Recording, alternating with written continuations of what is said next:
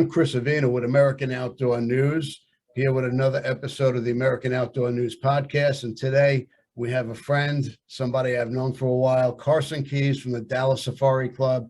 Carson, thank you for coming on. Hey, Chris, I appreciate the invite. I've been looking forward to this for quite some time. Now, you've been with the Dallas Safari Club for a number of years. Mm-hmm.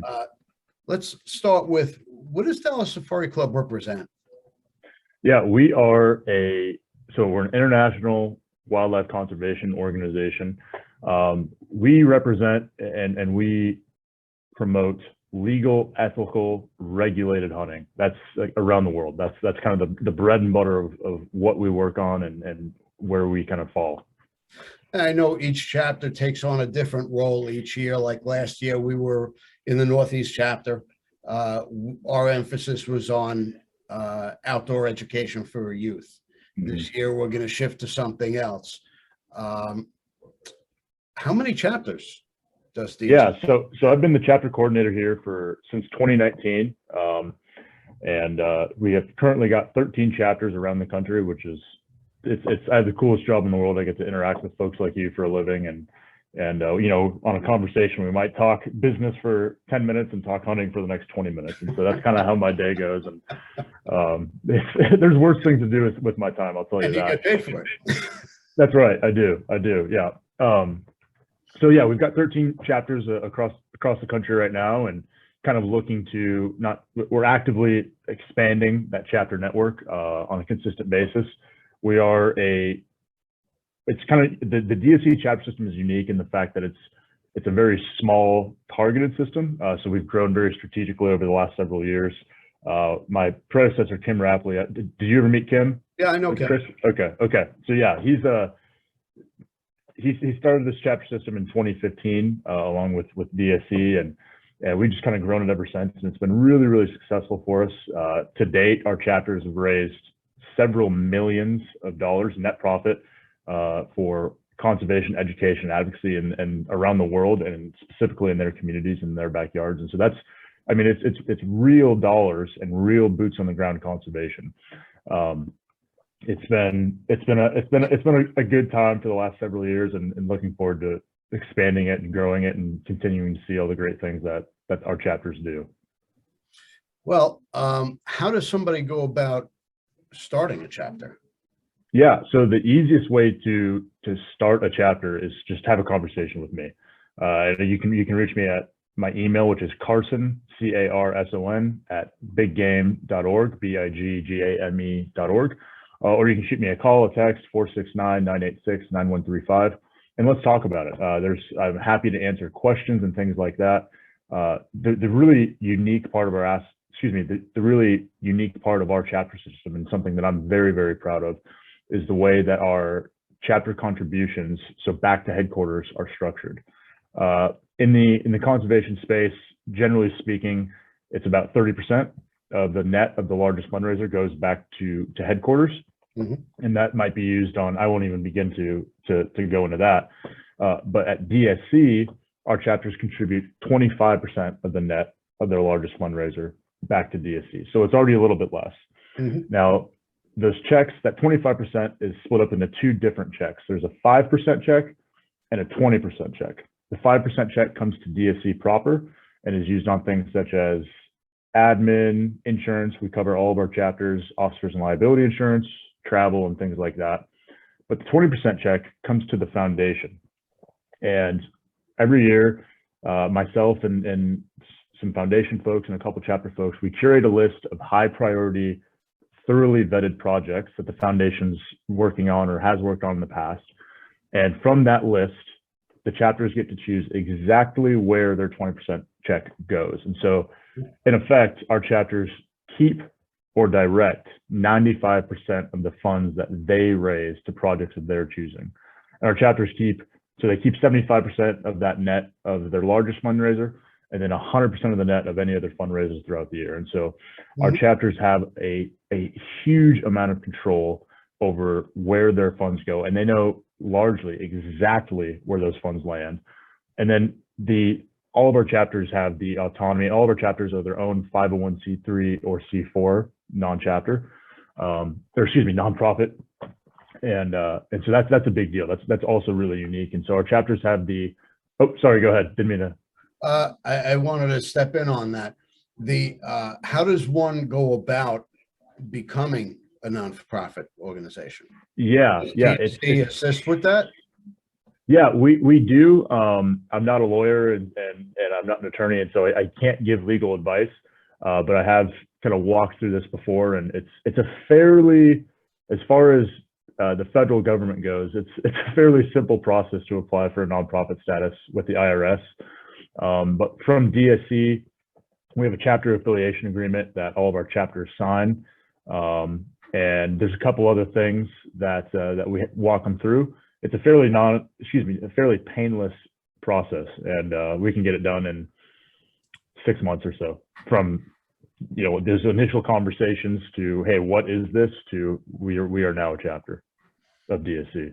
So. Okay, well, like you said, I know each chapter has a passion project that they're involved with. Like last year with the Northeast chapter that I'm involved with, we donated X amount of dollars to the Outdoor Tomorrow Foundation. Yep. Which heavily emphasizes the education to our youth for survival skills, hunting skills, fishing skills, water safety. Really a great organization. We were really happy to be a part of them. And where American Outdoor News actually partnered with them as well, where we feature something that they're working on at that point in time, as far as like this past issue was water safety and boating safety, rolling into summer. And June we'll probably do something about fishing. But yeah, very exciting organization, and glad to be a part of it, and glad to be part of DSC that was able to assist them in their goals. Yeah, all of our chapters again have the autonomy to create their own mission, and they all have their own flavor. That's what I call it. They all have their own culture, their own values. They have their own board, and so some of our chapters are really, really big into. So several of our chapters are really big into youth education and youth hunting specifically. I think it's so important to not only introduce the next generation to the skills, but also into hunting proper and fishing proper, and really, I mean, that's licensed sales, and that's where a huge amount of revenue, as you are well aware with the Pittman-Robertson Act, comes from for the Fish and Wildlife Service and these state agencies. And so really that converting those kids from normal kids and teenagers to hunters and sportsmen and women is a huge issue for us. It's obviously how we're going to hold on to our rights and privileges as hunters. And so that's a huge passion project for several chapters. The Wyoming chapter, for example, is also really interested in expanding outdoor opportunities for women in the state of Wyoming. And so that's kind of their focus, and that's really unique to them. Their executive director, her name is Jamie, and she is awesome, love her to death. And so that's obviously kind of where that focus comes in. But we have other chapters that are really interested in funding their game wardens in their state and their region. And so it really just kind of runs the gamut on what's important to those chapters in their backyard, which is pretty unique in the DSC, the conservation chapter world, where chapters can choose their exact passion project, as you put it. Well, the outdoor lifestyle is very important to a child in the development of a kid growing up. I know, my family we were sportsmen, weren't really outdoorsmen. I think I kind of broke the mold on that. I always wanted to be outdoors. I always wanted to be in the woods, and that kind of traveled over to my day job. Yeah. But hey, there's a lot to be said for just being able to go kayaking, rafting, hiking. It's not only about getting into hunting, which we all love, and it's a big part of what we do. There's a lot that comes along with it. There's ancillary activities that you need to do to, you go on an elk hunt. Well, there's a hell of a hike involved there, so you might as well get used to it. Yep, absolutely. So yeah, I believe everything ties together as far as our outdoor lifestyle. Yeah. Now you have a banquet coming up. We've got several banquets coming up. We've had 5 banquets so far this year. It's called banquet season for me. It generally runs from February through August, give or take. So we've had 6 banquets already this year, and we've got 5 banquets coming up. So yeah, we've got several banquets. We have one this weekend, the DSC South Texas chapter based out of San Antonio. They're having their banquet this weekend. It should be a good time. Yeah, we, as we mentioned earlier, the Northeast chapter just had their banquet, the Call to Adventure banquet, which is our main fundraiser for the year. And I got to say, we really did an amazing job. Frank Herrick, the president, did a vast majority of the work. And he really pulled together a great event. Larry Wizoon was there. Bobby Hart did a seminar on long range shooting. You know, he's the godfather of long range shooting, and not a better person to give a seminar on it. And I know a lot of people packed the room to really pick his brain and find out a lot about what they really didn't know. You know, people think they pick up a gun and they just aim at the target. There's a lot more to it. And he was happy to share his experience. Yeah, I was. So this weekend I'll actually be, I'm the best man at my buddy's wedding. And so this weekend, Nate Watson, our membership coordinator, you've talked with Nate before. Sure. I didn't know Nate was married. No. I'm the best man in a buddy's wedding. And so Nate Watson is filling in for me down in South Texas. Okay. So he'll be there and he'll be representing DSC and flying that flag. But yeah, I'm really bummed. Obviously, I wasn't able to make it to y'all's banquet either. There was a bachelor party and for this wedding, but I heard so many good things, and I'm so proud of Frank. With you guys, this is the first time you've had an in-person event since COVID, yeah. And then Mark Jones was the president, and you had a new venue, and so there's a new president for a new in-person banquet at a new venue. And from everything I've heard, you guys just did an outstanding job, and I'm really proud of Frank and all of you guys. Well, our last banquet I guess it was 2019. That was the last event at the casino that due to COVID, they shut down the very next day. Yeah. I think it was actually February 2020, like the last couple of weeks of February of 2020, because then the world kind of shut down like March 1st, 2020. Yep. And I was obviously we were in Connecticut, and so I flew up there from Dallas.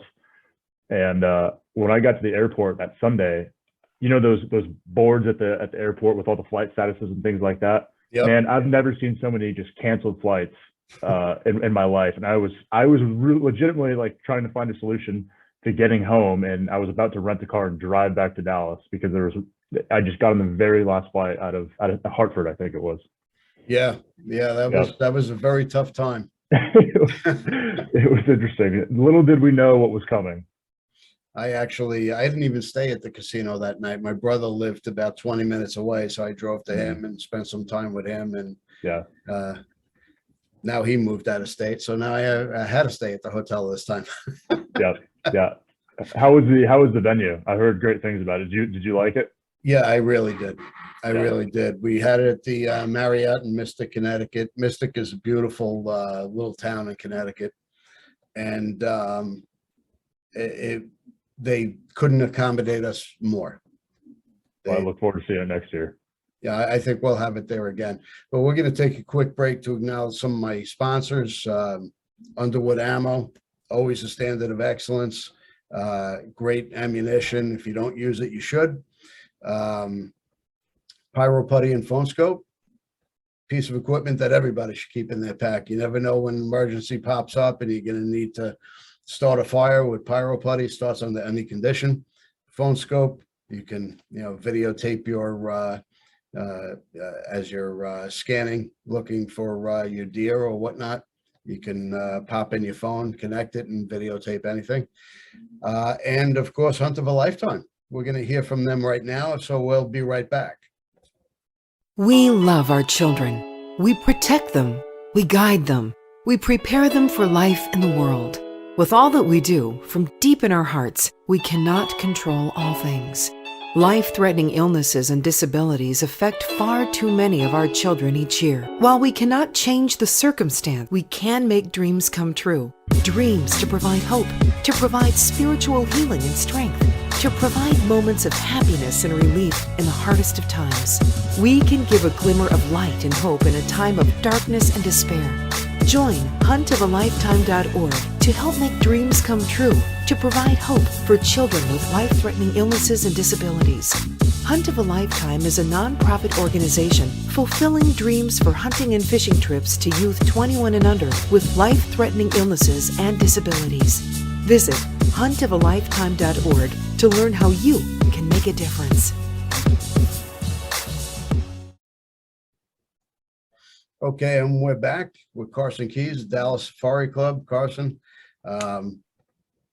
as we were saying, the banquets season, well, banquet season for me is over, but obviously not for you.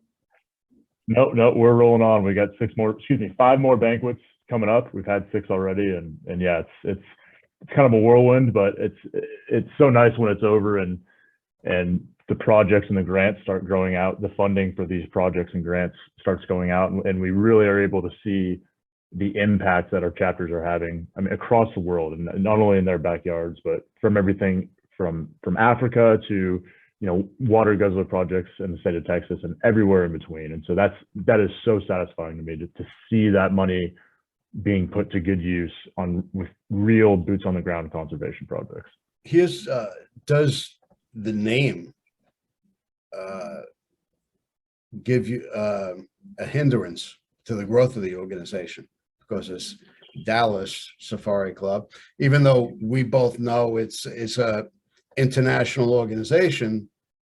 Does the name inhibit growth? Yeah, it's certainly a question that I have received. Dallas Safari Club, we started back in 1982, and so that name is kind of a nod to our forefathers that kind of started our organization, and some of them in fact are still around. And so while it is a question that we do get every once in a while, it certainly has been no hindrance in our growth as an organization or as a chapter system. And so great question, and I do get it a fair amount, but as soon as people kind of peel back some layers and see all the work we do, and the fact that we are not just, we have 13 chapters around the country, and the majority of those are outside of the state of Texas. And so we do so much more work, and we're so much of our membership is so broad across the world, in fact, that while it is a fair question, it is not a hindrance to growth and things like that. Now, Larry Wizoon, Mr. Whitetail, has played such a huge part in the growth of Dallas Safari Club. What I want to know is, where the hell does this guy get his energy? I have got no idea, but Larry is an absolute champion for DSC. That guy, he was in the office last week, as a matter of fact, and he's here at least once a month. And he is so giving with his time, and he is just such a wealth of knowledge and a phenomenal guy. I get the pleasure to I like to think I'm his friend, and he's just such an awesome guy to be around, and he really is an amazing champion for DSC. Well, we were setting up, Larry was the keynote speaker at our event, and we were setting up. Larry was there. He flew in the day before, and we're setting up booths, and Larry just rolled up his sleeves and he started carrying mounts and moving tables. I'm like, and Larry's not a young guy. Yeah, no, that's just the type of guy he is. Just an awesome guy through and through, salt of the earth.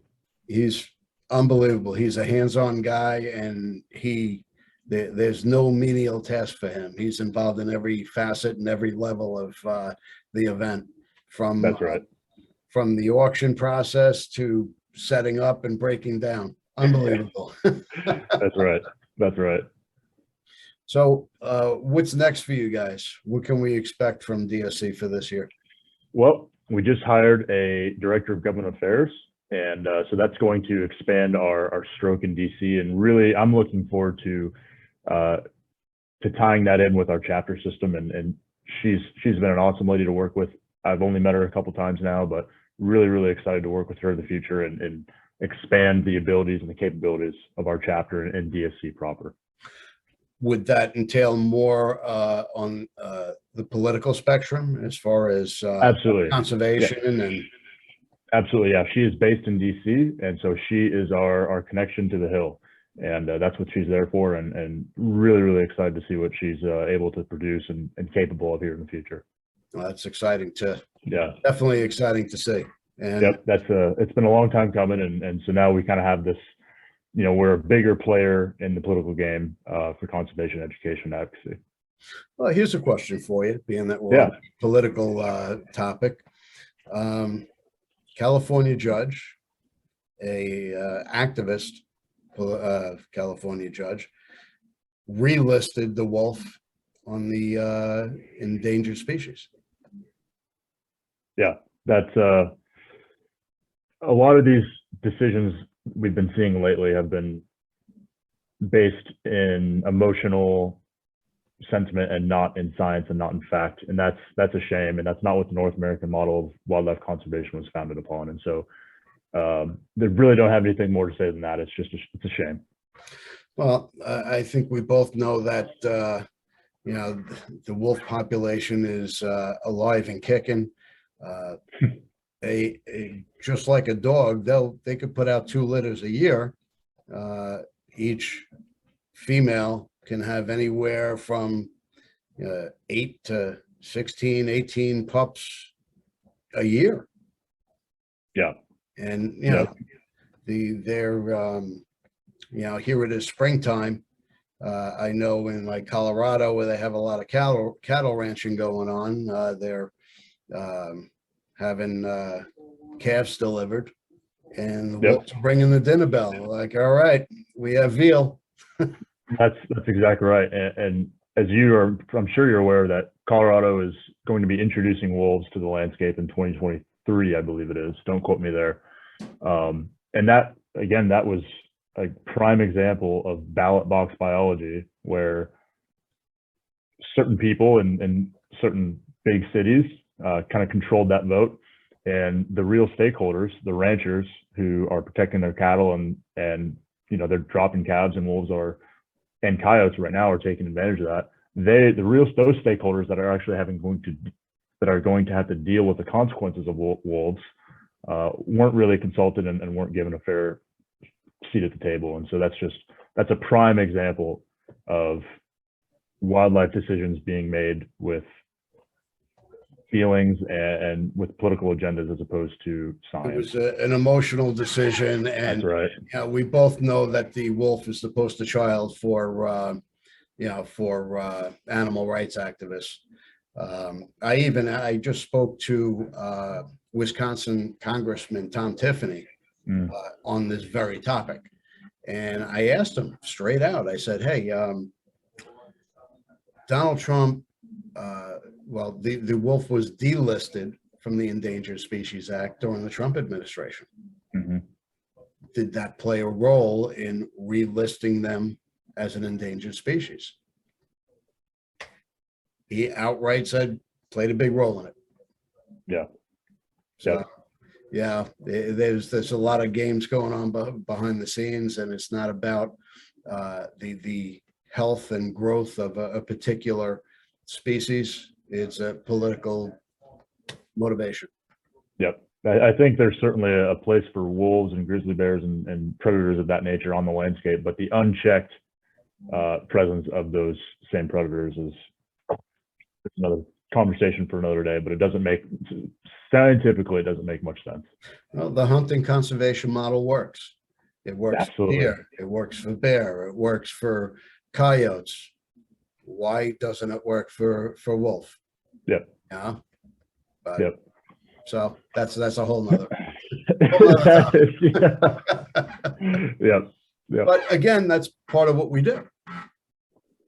Yeah, absolutely. We are, big on steering culture and encouraging people to, have a conversation with people who may or may not agree with hunting, but just to see the benefits, that they're true factual benefits of hunting and conservation. Absolutely. Absolutely. Well, I definitely appreciate you coming on. And where can we find you, as well as how do we sign up to become a member of Dallas Safari Club? Yeah, thanks for that. I'm going to go ahead and plug DSC's website here. It's www.biggame.org. There you can find all the information about us as an organization, our upcoming June 4 and 5 Foundation Gala, our annual convention, January 5 through 8, I think. Don't quote me there. As well as everything to learn about our chapter. So there's a chapter tab up on the top of that screen there. We have our chapter directory there and everything like that. You can go ahead and look through that and do a little bit of your research. And when you've done that and you're kind of finally ready to ask a few more targeted questions, go ahead and give me a call at 469-986-9135 or send me an email at carson@biggame.org.